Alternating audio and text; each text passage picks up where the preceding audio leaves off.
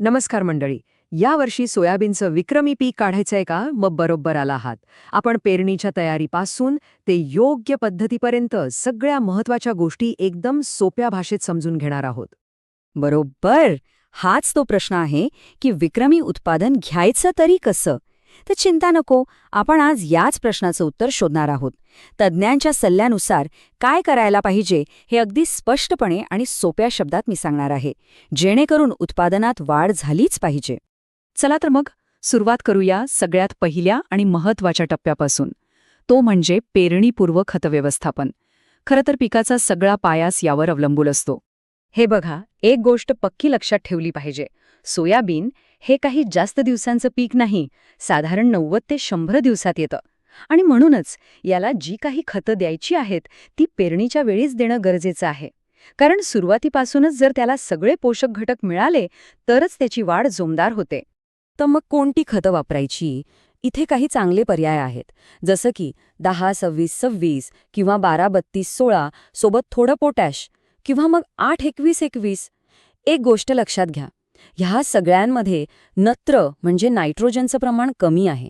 आणि तेच आपल्याला हवंय, कारण तुम्हाला तर माहीतच आहे, सोयाबीन स्वतः हवेतला नत्र शोषून घेऊ शकतं. त्यामुळे त्याला बाहेरून जास्त नत्र द्यायची गरजच पडत नाही.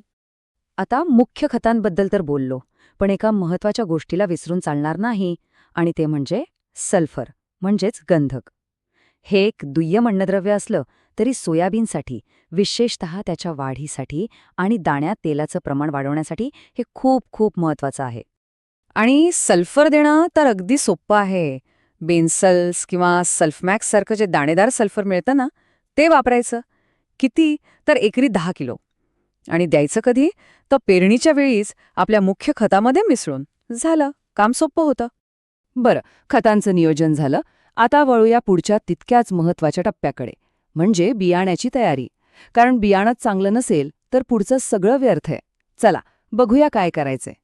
पेरणीआधी घरीच्या घरी एक सोपी टेस्ट नक्की करून बघा. काय करायचं? 100 दाणे मोजून घ्या. त्यांना एका ओल्या फडक्यात किंवा गोणपाटात छान गुंडाळून ठेवा. 2-3 दिवस ते कापड ओलं राहील याची काळजी घ्या. आणि मग उघडून बघा, 100 पैकी किती दाण्यांना मोड आलेत ते मोजा. आता महत्वाचा आकडा 70%. जर तुमच्या 100 दाण्यांपैकी 70 किंवा त्यापेक्षा जास्त दाण्यांना मोड आले असतील तर समजून जा, आपलं बियाणं पेरणीसाठी एकदम फर्स्ट क्लास आहे. आणि जर यापेक्षा कमी उगवण झाली तर मात्र पेरणी करताना बियाणं थोडं जास्त टाकावं लागेल. आता बियाणं चांगलं आहे हे तर कळलं, पण त्याला थोडं संरक्षण पण द्यायला हवं. यासाठी करायची बीज प्रक्रिया. याचे फायदे 2 आहेत. एक म्हणजे थायरम किंवा साफसारख्या बुरशीनाशकामुळे जमिनीतील बुरशीजन्य रोगांपासून रोपाचं सुरुवातीच्या काळात संरक्षण होतं. आणि दुसरं म्हणजे बीजेपी भीमसारख्या जैविक खतांमुळे जमिनीतील स्फुरद आणि पालाश सारखी अन्नद्रव्य रोपाला सहज मिळतात, म्हणजे दुहेरी फायदा. ठीक आहे, खतं झाली, बियाणं तयार झालं. आता येऊया प्रत्यक्ष पेरणीवर. आपण पेरणी कशी करतो यावर पिकाचं आरोग्य आणि उत्पादन खूप जास्त अवलंबून असतं. आपण सहसा पारंपरिक सपाट जमिनीत पेरणी करतो, पण त्यात एक मोठा धोका असतो, पाणी साचण्याचा. थोडा जरी जास्त पाऊस झाला की पाणी साचतं, मुळं सडतात आणि पीक हातचं जातं. यावर उपाय म्हणजे बेड किंवा BBF पद्धत. यात उंच गादी वाफ्यावर पेरणी केल्यामुळे जास्तीचं पाणी दोन्ही बाजूनी वाहून जातं. पाण्याचा निचरा उत्तम होतो, मुळांना हवा मिळते आणि पीक एकदम सुरक्षित राहतं. जे शेतकरी बांधव ही बेड पद्धत वापरणार असतील त्यांच्यासाठी एक महत्त्वाची गोष्ट, साधारणपणे 3.5 फूट रुंदीचा बेड तयार करायला हवा. यावर मग तुम्ही 2 किंवा 3 ओळींमध्ये आरामात पेरणी करू शकता. आता पेरणीचं अंतर किती ठेवायचं हे तुमच्या जमिनीवर अवलंबून आहे. जर तुमची जमीन भारी, काळी असेल तर तिथे झाडांची वाढ जोमदार होते. म्हणून त्यांना पसरायला जागा हवी. अशा वेळी 2 ओळींमध्ये 1.5 फूट म्हणजे साधारण 45 सेंटीमीटर अंतर ठेवा. आणि जर जमीन हलकी, मुरमाड असेल तर तिथे झाडं लहान राहतात. मग तिथे 30 ते 40 सेंटीमीटर अंतर ठेवलं तरी चालतं. गर्दी टाळणं महत्त्वाचं आहे. चला तर मग, आपण आत्तापर्यंत जे काही पाहिलं त्यातील सगळ्यात महत्त्वाचे मुद्दे पुन्हा एकदा लक्षात घेऊया.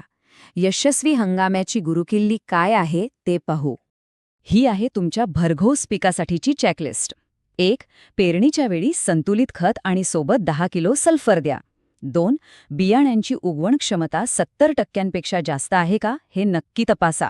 3. बुरशीनाशक आणि जैविक खतांची बीज प्रक्रिया कराच करा. 4. शक्य असल्यास उत्तम पाणी व्यवस्थापनासाठी बेड पद्धत वापरा. आणि 5. जमिनीच्या प्रकारानुसार 2 ओळींमधलं अंतर ठरवा. बस, एवढं जरी नीट केलं ना तरी उत्पादनात फरक पडलेला दिसेल. आणि आता जाता जाता एक शेवटचा पण महत्वाचा प्रश्न. आज आपण ज्या काही गोष्टींवर बोललो त्यापैकी अशी कोणती एक नवीन गोष्ट किंवा पद्धत आहे जी तुम्ही यावर्षी तुमच्या शेतात नक्की वापरून बघणार आहात? थोडा विचार करा आणि एक पाऊल पुढे टाका. बघा, नक्कीच फायदा होईल.